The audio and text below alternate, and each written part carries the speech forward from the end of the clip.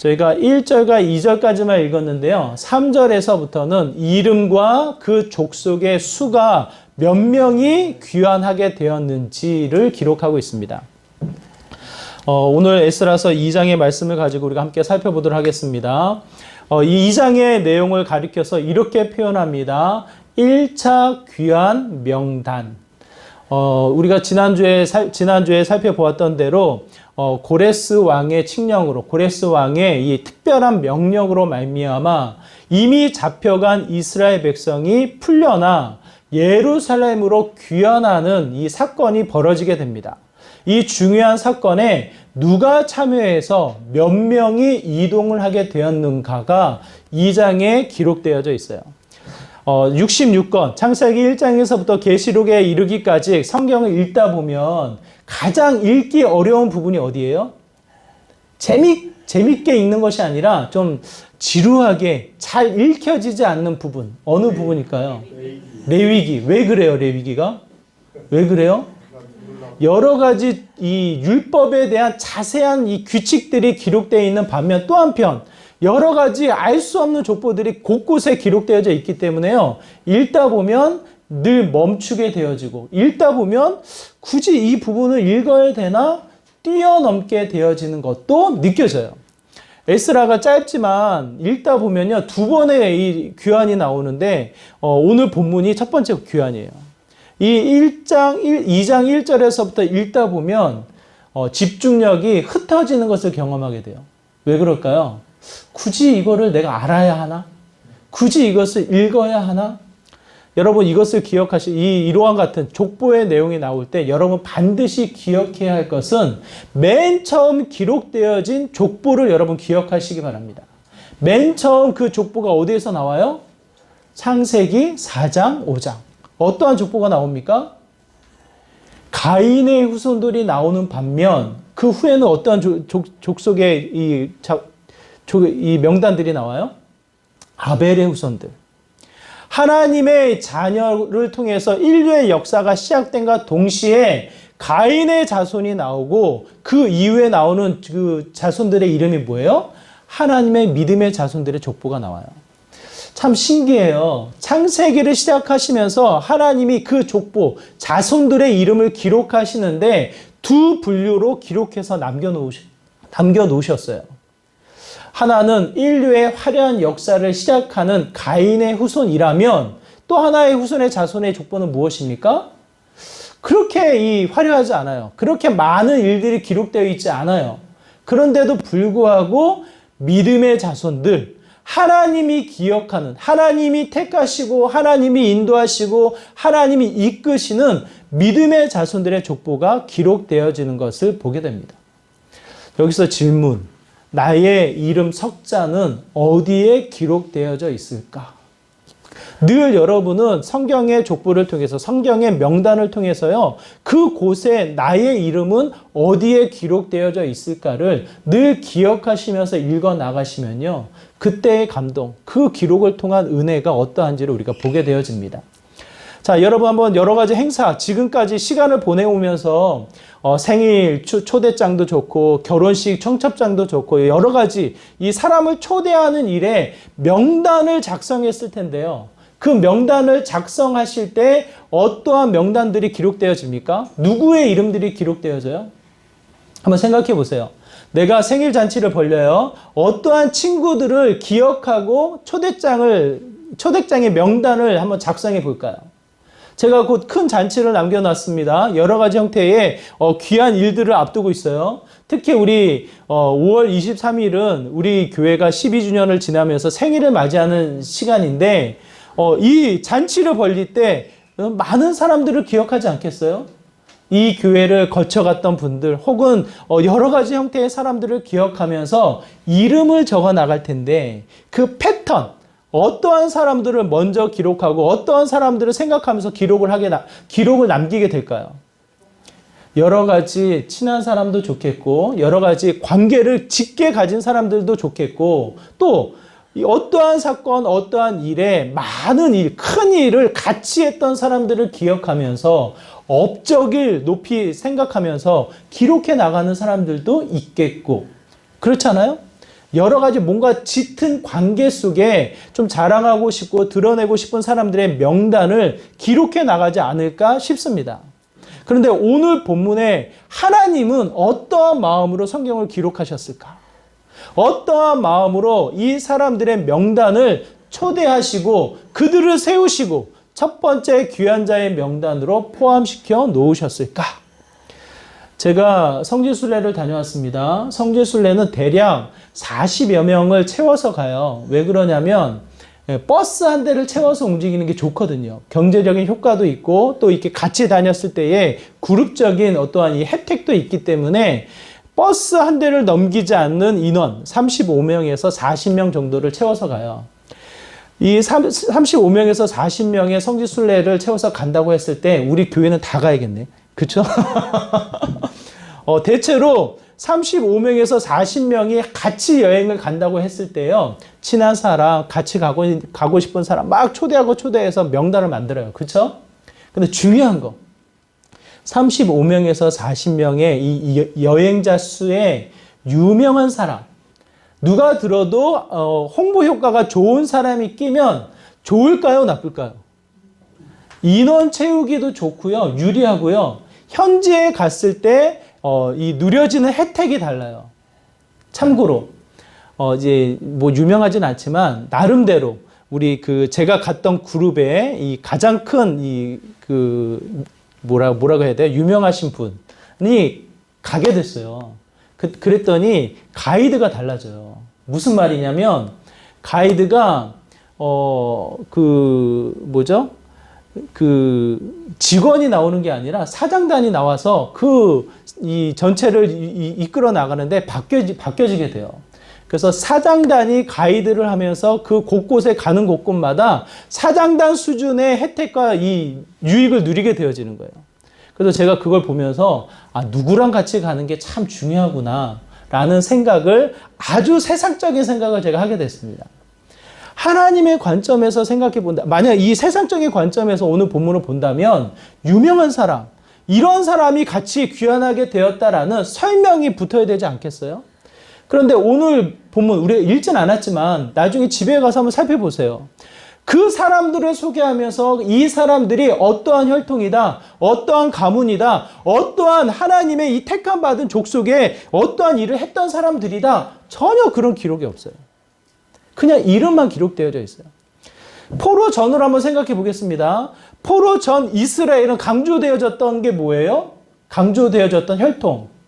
12지파예요, 12지파.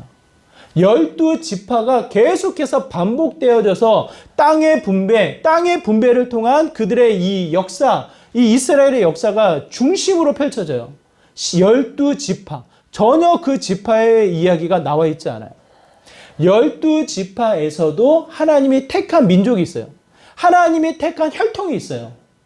딱 생각나는 사람이 누가 있어요? 생각나는 사람. 12지파에 생각나는 사람.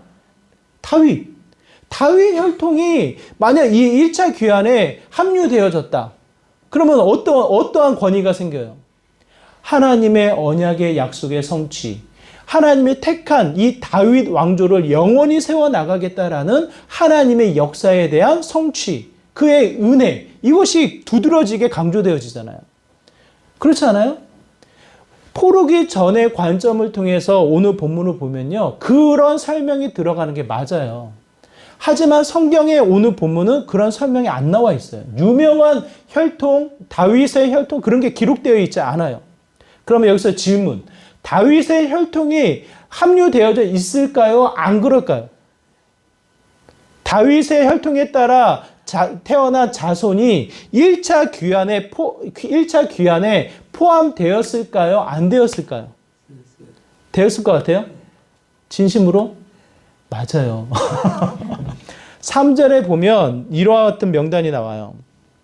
곧 수룹바벨과 예수아와 느헤미야와 스리야와 느엘라야와 모르드게와 빌산과 비스발과 비그웨와 르훔과 바하나 등과 함께 나온 이스라엘 백성의 명수가 이러하니 2절에 이름이 언급되어지면서 이 귀한 자들을 이끌어 나가는 지도자들을 기록하고 있는데요. 그 중에 한 사람 누굽니까? 수룹바벨. 수룹바벨의 이름이 기록되어져 있어요. 만약 저 같으면 다윗의 혈통인 이 수룹바벨이 1차 귀환에 포함되어져 있고 그분이 지도자가 되어서 이 그룹, 이 공동체를 이끌어 나가신다. 수룹바벨을 강조해서 포함했을 것 같아요. 마치 35명, 40명의 이 여행단에 누가 포함됐대. 이분이 같이 간대. 라는 이 소식과 함께 누려지는 은혜를 같이 함께 공유하면서 나가는 형태의 모습들, 우리가 충분히 세상적인 관점에서 생각할 수 있는데요. 전혀 그러한 설명이 기록되어 있지 않아요. 또 반면 이런 마음도 좀 있잖아요. 이 사람이 좀 빠지면 좋겠는데.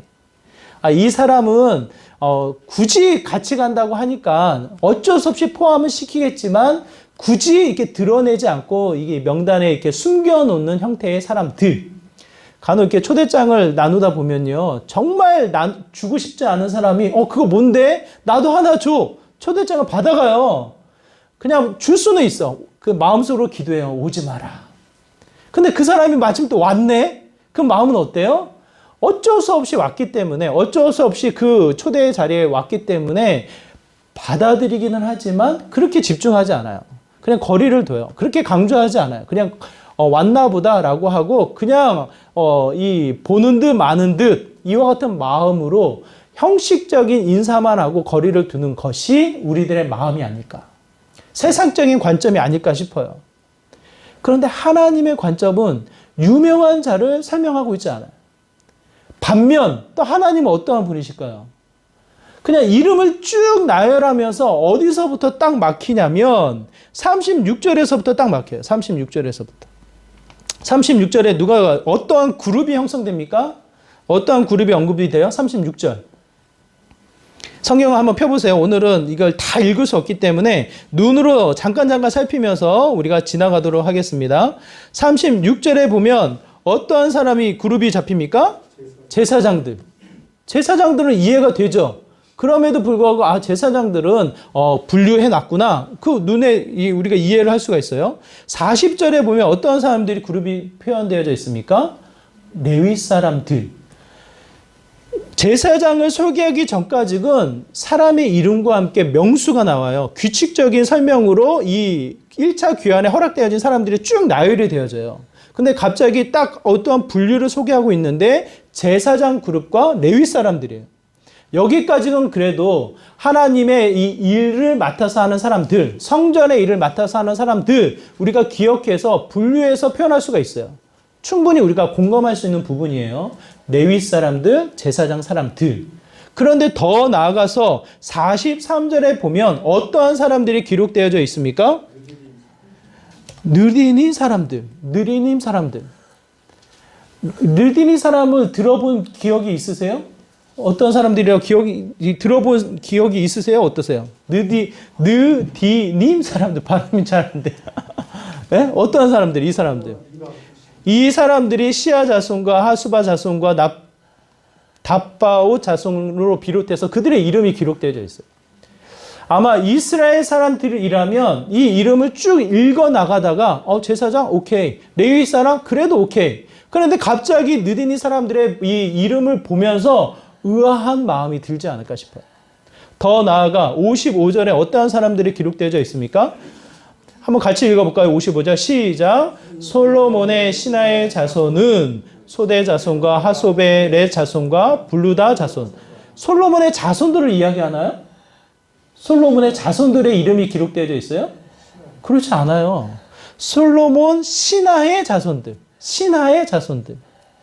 전혀 우리가 알지 못한 그룹이 기록되어지면서 한 번 더 58절에 강조해서 두 그룹을 정리해서 묶어가지고 설명합니다. 우리 58절의 말씀 같이 읽을게요. 시작.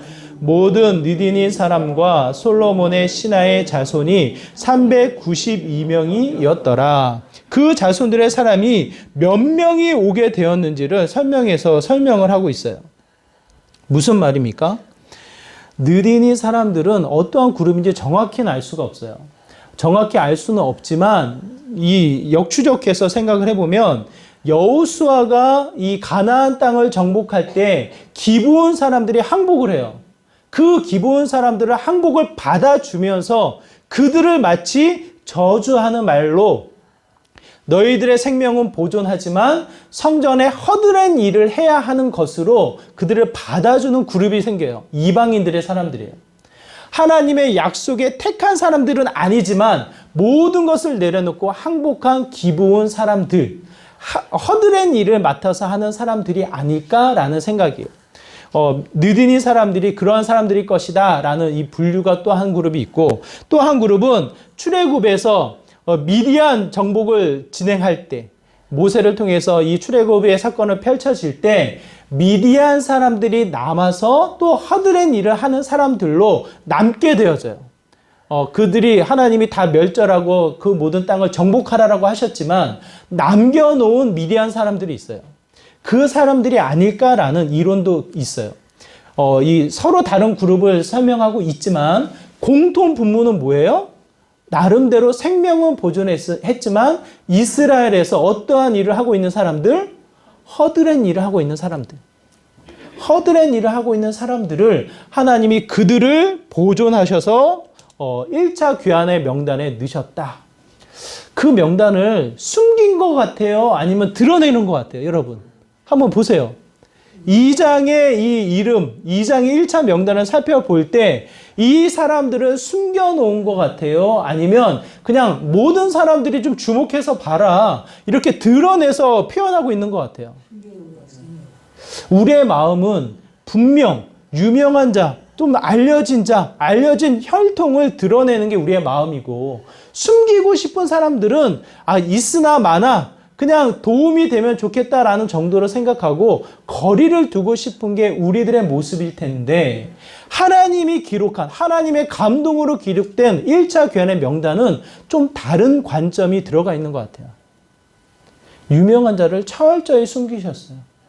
수룹바벨의 이름을 더 이상 설명하고 있지 않아요. 에스라 3장에 가면 그가 누군지를 설명하고 있어요. 필요에 따라서 설명을 하지만 그냥 일반적인 명단 작성에 의해서는 그를 설명하고 있지 않아요. 하지만 오히려 우리의 시선, 우리의 이 마음, 우리의 쓸림이 어디에 멈추게 만드냐면 오늘 본문이 전혀 생각할 수 없는 이방인들의 사람이 귀환하고 있다는 것. 여기서 좀 더 넘어가 볼게요. 어떠한 사람들이 기록되어져 있냐면 59절에 보면 이와 같은 사람들이 있습니다. 우리 59절의 명단을 한번 볼까요? 우리 한번 같이 읽어볼까요? 앞에 보시고 한번 59절의 말씀 같이 읽겠습니다. 시작. 메델라와 델하르사와 그룹과 아단과 인멜에서 올라온 자가 있으나 그들의 조상의 가문과 선조가 이스라엘에 속하였는지 밝힐 수 없었더라. 이 무슨 말이에요? 헷갈리죠? 62절의 말씀도 같이 59절의 이 족보를 쭉 나열하다가 62절이 이 부분을 설명하는 거예요. 같이 읽겠습니다. 시작. 이 사람들은 계보 중에서 자기 이름을 찾아도 얻지 못하므로 그들을 부정하게 여겨 제사장의 직분을 행하지 못하게 하고. 자, 긍정적으로 기록되어진 것 같아요? 부정적으로 기록되어진 것 같아요? 이 그룹을 어떻게 보고 있는 것 같아요? 이 이스라엘 사람들이. 일단 첫 번째, 어디에 속했는지 밝힐 수가 없어요. 너희들이 무슨 가문인지를 알 수가 없어. 나 한국 사람이에요. 그래? 그러면 저기 여권 내놔봐. 동사무소 등본 내놔봐. 아무것도 없는 거예요. 너 정말 한국 사람 맞아? 알 수 없는. 그런데 이 사람이 나 목사예요 그러는 거예요.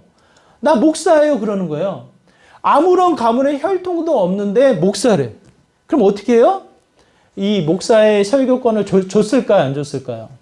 이 사람이 어떠한 사람인지 알 수 없고 무슨 일을 했는지 알 수 없기 때문에 부정하게 여겨서 이 사람들에게 성직, 하나님의 일을 할 수 있게끔 그 권위를 주지 않았다. 부정적인 마음이 들어가 있는 거예요. 이 사람들은 어떠한 사람일까? 이 학자들이 연구를 합니다. 막 찾아보니까 근거를 찾아요. 일단 자신의 혈통을 소홀히 여겼어. 그러니 자신의 혈통을 온전히 밝힐 수 없는 사람들, 이 소홀히 여겼던 사람들. 또 한편 아버지 혈통을 버리고 이 이스라엘 백성은 우리나라랑 똑같아요. 아버지 혈통에 따라서 그 안에 속하여 살아가는 형태에 취하거든요. 그런데 아버지 혈통을 버리고 이방인 혹은 이방 여인, 다른 여인과 결혼한 이 여인들, 어머니의 혈통을 따라서 살아갔던 사람들. 첫 번째 소홀히 여긴 것도 그렇고 아버지 혈통을 버리고 살기 좋은 그 지역에 적응하기 위해서 살아가는 형태의 모습으로 어머니 혈통을 쫓아갔던 사람들, 이와 같은 형태의 모습을 봤을 때 예전에 하나님이 주신 이스라엘 백성의 역사를 소중히 여겼다, 기대했다, 하나님의 약속을 신실히 믿었다, 그것이 아니라 가볍게 여긴 사람들이 아닐까라는 내용이에요. 그럼에도 불구하고 1차 귀환의 명단에 포함이 됐다 안 됐다? 된 거예요. 우리가 생각했을 때에는 그냥 그곳에 사는 게 좋아. 이미 그것을 버리고 아버지 혈통을 버리고 이미 적응해 살아가고 있는 형태를 우리가 볼 수 있기 때문에 굳이 1차 귀환의 명단에 포함될 이유가 없어요. 그런데도 불구하고 오늘 성경은 그 사람들도 포함되어져 기록되어져 있다. 우리가 읽지 않고 스쳐 지나갔지만 제사장의 명단도 우리가 살펴보면요, 일반적이지 않은 명단이 포함되어져 있어요. 38절의 말씀이 그래요. 38절의 말씀. 38절의 말씀이 어떻습니까? 우리 한번 볼까요? 38절의 말씀에 보면 어떠한 자손이 포함되어져 있냐면 바스훌 자손이 포함되어져 있어요. 바스훌 자손이 포함되어져 있는데 제사장들의 이 귀환에서는 제일 많이 포함되어져 있어요. 1247명이 이 바스훌의 자손들이 포함되어졌다. 바스훌이 어떠한 자손입니까? 바스훌이 누구예요? 앞에 화면에 보면 그 바스훌이 누군지를 이스라엘 백성은 선명하게 기억하고 있어요. 예레미야서 20장 2절 우리 한번 같이 읽어볼까요? 함께 읽겠습니다. 시작. 이에 바스훌이 선지자 예레미야를 때리고 여호와의 성전에 있는 베냐민 문 위층에 목에 씌우는 나무 고랑으로 채워 두었더니, 바스훌이 누구예요? 그 당시의 감독이에요. 제사장이었기 때문에 감독의 역할을 하는 거예요. 그 바스훌이 무슨 일을 벌립니까? 거짓 예언을 하는 거예요. 거짓 예언. 그 거짓 예언을 하니까 참 예언을 하는 누구? 예레미야. 예레미야 선지자가 가신 거예요. 눈에 가신 거예요. 예레미야가 선포하며 이스라엘 백성을 이야기하니까 바스훌이 예레미야를 잡아다 어떻게 합니까? 어떻게 해요? 때리고 여호와의 성전에 있는 베냐민 문 위층에 목에 씌우는 나무 고랑을 채워서 가두어 놓았다는 뜻이에요. 예레미야를 가두어 놓았어. 죽이지 못해요. 왜? 이스라엘 백성에게 영향을 주니까 함부로 죽이지 못하는 거예요. 하지만 잡아놓고 때리고 괴롭히는 게 바스훌이에요. 바스훌. 예레미야가 바스훌에게 선포합니다. 6절의 말씀 같이 읽습니다. 시작. 바스훌아, 너와 내 집에 사는 모든 사람이 포로로 되어 옮겨지리니 네가 바벨론에 이르러 거기서 죽어 거기 묻힐 것이라. 너와 너의 거짓 예언을 들은 내 모든 친구도 그와 같으리라 하셨다라. 바스훌이 어떤 사람이에요? 바스훌이 어떤 사람이에요? 뭐 여러 가지 형태의 이스라엘 백성을 속이고 하나님의 선지자, 하나님의 종을 핍박하고 하나님의 종을 방해했던 사람이에요. 만약 우리 집안에 우리는 이제 비슷한 이 역사가 있어요. 일제시대를 경험했잖아요. 일제시대. 여러 가지의 일제시대 때 앞잡이가 되어서 일본 편에 서서 우리나라를 괴롭혔던 사람이 있다면, 그와 같은 조상이 있다면 우리의 후손들은 어떨까요? 우리들의 모습은 어떨까요? 만약 우리 집안에 그런 분이 계셔. 그러면 그 분을 어떻게 할까요? 숨길 거예요. 숨길 거예요. 그 일제시대 때 이 여러 가지 우리나라를 핍박했던 앞장서서 이렇게 활동했던 사람들이 많은 재산을 남겼다 그래요. 그래서 그 후손들이 그 혜택으로 재산을 누리고 있다라고 해서 많은 이 재판도 하고 이거 다시 돌려야 되지 않냐 여러 가지 이슈가 되어지는데, 만약 그 조상들로 인해서 많은 재산, 부가 나에게 남겨졌어. 그것을 지금 내가 누리고 있어요. 그러면 막 자랑할까요? 내가 이렇게 조상으로 인해서 이렇게 유업으로 받아서 내가 지금 이렇게 살아가고 있다. 떳떳하게 이야기할까요? 어떨 것 같아요? 그렇지 않아요. 숨겨요. 누리지만 마치 죄인과도 같은 마음이 쉽게 사라지지 않을 거예요. 제가 어떻게 아냐고요? 그와 같은 분을 알아요, 제가. 많은 것을 누려요. 많은 것을 가지고 있어요. 하지만 그 이야기를 못 하셔요. 그냥 숨기고 정말 좋은 일 많이 하셔요. 마음의 짐을 아마 푸시려는 건지 정말 좋은 일 하시고 교회 안에서도 그렇고 드러내지 않고 그 일을 하시는 분이셔요. 제가 좋아해요. 좋아하는 분이지만 그분과의 대화 속에서 그 역사 속에 있는 이야기를 들어본 적이 없어요. 알죠? 저도 꺼내지 않아요. 왜? 그 부분이 상처이고 숨기고 싶은 일이고 전혀 드러낼 수 없는 부끄러운 사실인 것을 알고 있기 때문에 저도 이야기하지 않고 그분도 이야기하지 않아요. 근데 오늘 성경은 굳이 그의 자손, 그 이름을 빼고 그 다음 사람의 후손, 자손 얘기해도 되잖아요. 그렇지 않아요? 숨길 수 있잖아요. 드러내지는 못할 망정 숨길 수는 있잖아요. 그런데 오늘 본문은 그렇게 하질 않아요. 그 자손들이 몇 명이었다? 가장 많은 제사장들이 포함되어진 그 자손이 1차 명단에 귀환되어졌다. 저는 오늘 본문을 통해서 우리의 관점이 얼마나 잘못되어졌는지를 우리 같이 한번 생각해 봤으면 좋겠어요. 하나님의 관점이 어떠한지를 여러분 생각해 보시기 바라요. 제가 다른 사람들을 초대한다, 초대장을 작성한다, 무슨 명단을 작성한다, 누구부터 이름을 쓰냐고요, 누구부터? 친한 사람들, 가까이 있는 사람들, 더 나아가서 가까이 하고 싶은 사람들, 내가 관심 있는 사람들, 내가 좋아하는 사람들, 그래, 전혀 모르지만 그냥 아는 사람들, 그 정도까지는 우리가 쓰잖아요. 그렇잖아요. 학교에 갑니다. 우리 친구들이 20명, 25명이 있어요. 어떠한 친구들을 생일 잔치에 초대하고 싶냐고요. 어떠한 친구들은. 나한테 잘해주는 친구, 나한테 괜찮게 해주는 친구, 또 더 나가서는 공부 잘하는 친구, 더 나가서는 예쁘게 생긴 친구, 뭐 여러 가지 조건으로 우리가 명단을 작성할 수 있어요. 만약 하나님이 그 기준으로 명단을 작성한다면 우리들의 이름은 어디에 기록되어져 있을까요? 아마도 우리들의 이름은 기록되어질 수가 없을 거예요. 바수울처럼 또 이 혈통이 아닌 이방인처럼 허드렛 일을 하면서 그냥 숨겨지는 어떠한 이 부끄러움, 스스로 내 자신을 돌아볼 때, 스스로 내 자신을 생각할 때 우리는 어쩔 수 없이 남이 모르는 내 자신을 보고 있기 때문에요. 무슨 마음이 들어요? 우울감이 들어요. 우울감. 왜 나는 이 모양 이 꼴일까라는 우울감. 왜 나는 이렇게 생겼지? 정말 잘생기고 예쁘게 생겼는데도 불구하고 스스로를 바라봤을 때 만족해요? 만족 못해요? 만족하는 사람을 보지 못했어요. 성형수술하는 사람 한 번 성형수술하고 끝나죠? 어때요? 한 번 성형하면요, 2번, 3번, 4번, 나중에는 중독이라는 단어까지 들어가게 되어져요. 왜 그래요? 만족을 할 수 없기 때문에.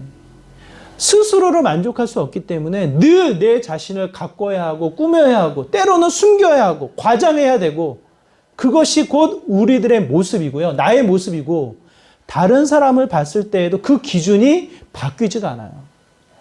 좀 잘생긴 사람, 좀 능력 있는 사람, 공부 잘하는 사람, 규모 있는 사람, 여러 사람이 내 주변에 붙어 있기를 바라요. 그러니까 이렇든 저렇든 어디 가더라도, 여행을 가더라도, 어디 무슨 활동을 하더라도 그 능력 있는 사람, 한 사람 들어가는 게 좋은 거예요. 세상의 원리로는. 혜택을 받으니까, 유익을 누리니까. 그런데 그것은 지극히 나의 관점, 우리들의 관점, 세상의 관점이다. 하나님은 전혀 그렇지 않으시다. 제가 창세기에 이 족보를 언급했어요. 창세기의 족보. 가인의 혈통은 화려해요. 인류의 문화, 인류의 이 목축, 어떤 기계 그런 부분의 시작점을 가인의 후손들이 잡고 있어요. 예술적인 부분도 잡고 있고. 가인의 후손들이 그 인류의 시작점을 잡고 있어요. 왜 그럴까요?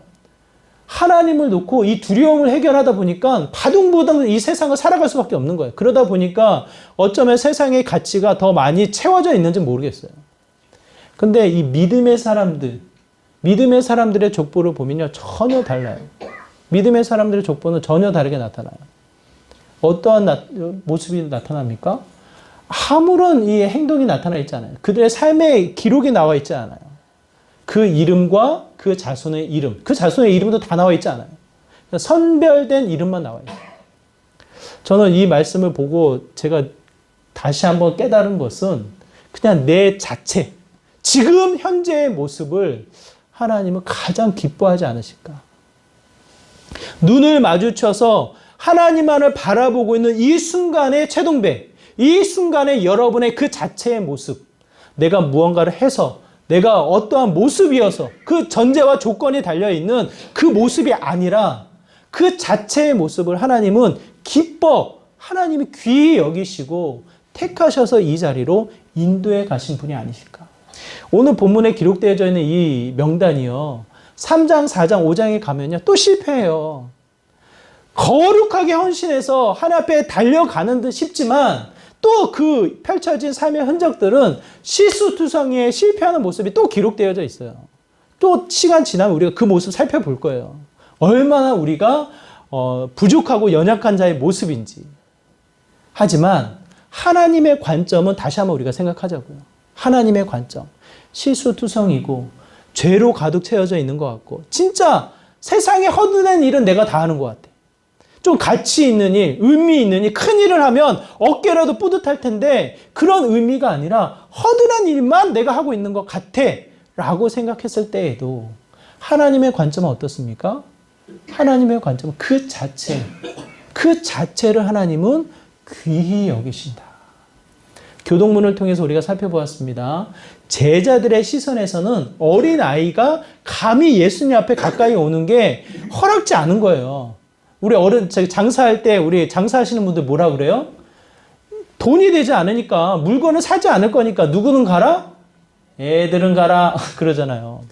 제자들의 시선이 그런 거예요. 예수님의 사역에 예수님의 일에 이 어린아이들이 그렇게 도움이 되지 않는 거, 방해가 될 뿐. 아이들을 가로막는다고요. 예수님이 혹여나 이 가르침을 이야기하실 때 그 한 자리라도 놓칠까 떠드는 아이들을 가로막는다고요. 내보낸다고요. 그때 그 모습을 보고 예수님이 뭐라고 말씀하십니까? 내버려 두라. 내버려 두라. 마치 이 천국, 하나님이 약속한 하나님 나라가 누구의 것이다? 이 어린 아이와 같은 자들의 것이니라. 그 아이를 세우셔서 그 아이 자체를 하나님이 예수님께서 귀히 여기시는 것을 보이시잖아요. 그 아이가 뭘 했습니까? 뭘 했어요? 그 어린아이가. 그 아이가 찬양을 했나요? 그 어린아이가 예수님의 말씀에 귀를 경청을 했나요? 그 말씀에 순종을 했나요? 하나님의 이 믿음이 신실해서 믿음이 컸나요? 아무런 표현이 안 나와 있어요. 그 어린아이와 같은 자. 그냥 그 아이 자체를 인정하실 뿐이에요. 그러한 관점으로 다시 나를 보면 하나님은 나를 어떻게 보십니까? 어떻게 보셔요? 왜 이 모양 이 꼴로 생겼냐? 왜 맨날 시수투성이냐? 맨날 왜 이 연약한 모습이냐? 왜 다른 사람과 비교했을 때 너는 이것밖에 못해? 하나님이 그렇게 보셔요? 저는 그렇게 생각하지 않아요. 제가 자존감이 높아서 그렇지 않아요. 저는 우리 집안의 삼형제 중에 막내였기 때문에 정말 사랑을 많이 받았어요. 그래 봐도.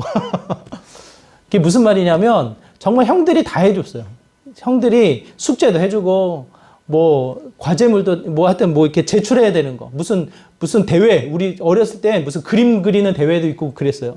다 해줬어요. 그런 거. 그랬더니 상을 줘요. 상을 받으면 제가 받아요. 최동배 이름으로 상을 받아요. 애들은 제가 정말 다 잘하는 줄 알았어요. 근데 형이 다 해줬어요. 형이. 그리고 어머니 아버님이 사랑은 해줬지만 막내이기 때문에 귀여워해줬지만 여러 가지 형태의 형들과 비교했을 때는 자존감이 낮아질 수밖에 없어요. 그래서 앞에 나가서 뭘 한다? 상상할 수 없는 일이에요. 상상할 수 없는 일.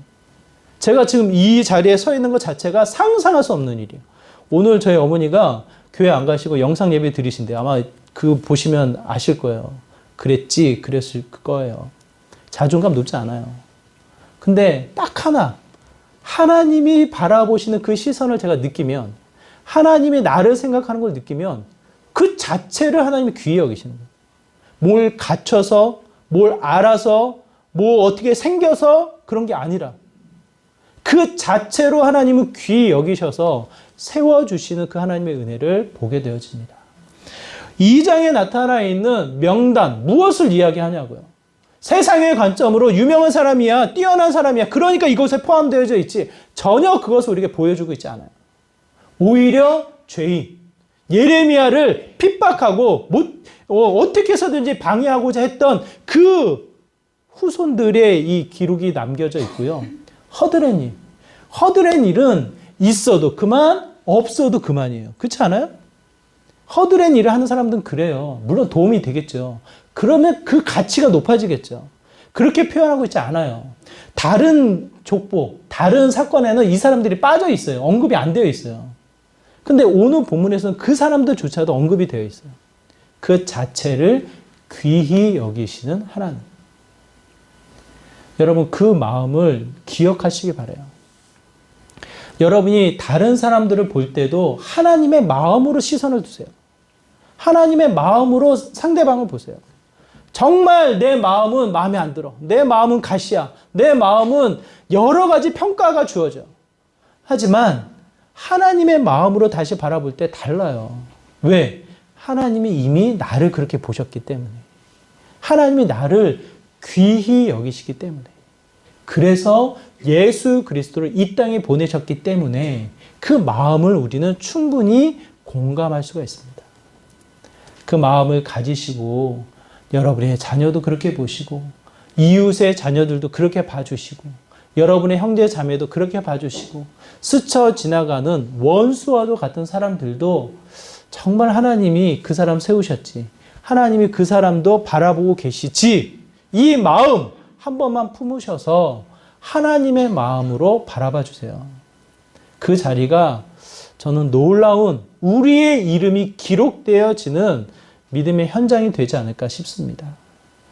우리의 일상 속에 나는 늘 작고 연약하고 보잘것없는 듯 싶지만 그 자체를 귀히 여기시는 하나님, 그 자체를 소중히 여기셔서 세우고자 지금도 일하시는 그 하나님, 여러분 기억하시고 그 하나님 앞에 세움 받으시고 그 하나님의 시선으로 또 세상을 바라보는 그 하나님을 증거해 나가는 믿음의 복된 삶 되시기를 주님의 이름으로 축원합니다.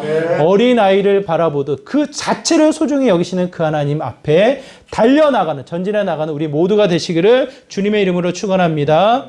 우리 이 시간 말씀을 기억하면서 함께 기도하기 원합니다. 하나님, 그렇습니다. 나는 보잘것없지만, 나는 연약하지만 세상에 비교했을 때 허드렛 일을 하는 것 같은 존재로 여겨지지만 다시 한번 주님의 시선으로 나를 보기 원합니다. 주님의 시선으로 세상을 바라보기 원합니다. 하나님이 기억하시고 하나님이 소중히 여기시는 그 은혜, 나로 하여금 깨닫게 하여 주시고 그 시선으로 세상을 바라보게 하여 주시고 하나님이 허락하시는 하나님 나라를 세워나가는 믿음의 일꾼 되게 하여 주시옵소서라고 나의 영혼, 나의 시선, 하나님의 시선을 통해서 다시 한번 바라보고자 소망하며 기도하며 나가는 시간 되길 소망합니다. 이 시간 함께 기도하겠습니다. 하나님, 그렇습니다. 우리의 시선을 다시 한번 바라볼 때 세상의 관점이, 세상의 연약함이, 세상의 두려움이 가득 채워져 있는 것을 보게 됩니다. 다시 한번 주님이 나를 어떻게 생각하시는지, 나를 어떻게 기억하고 내 이름을 써내려 가시는지를 다시 한번 주목해 나가는 믿음의 귀한 시간 되길 소망합니다. 나는 부족하지만, 나는 연약하지만 세상에 비교했을 때 정말 보잘것없는 존재로 비춰지지만 그 자체가 아닌 하나님의 일하심, 하나님의 역사가 있음을 다시 한번 보게 됩니다. 하나님의 시선으로 다시 한번 내 자신이 회복되게 하여 주시고 하나님의 마음으로 예수 그리스도를 이 땅에 보내셔서 나를 회복하신 그 하나님의 은혜로 말미암아 세상을 바라보는 은혜가 있길 소망합니다. 하나님의 일하심을 통해서 다시 한번 달려나가는 믿음의 귀한 자리가 되길 소망합니다. 하나님, 우리의 시간들 다시 한번 주님 앞에 머물게 하여 주시고 주님의 시선이 회복되게 하여 주시고 주님의 역사를 담아 나가는 믿음의 귀한 시간이 될 수 있도록 하나님 인도하여 주시옵소서. 주님,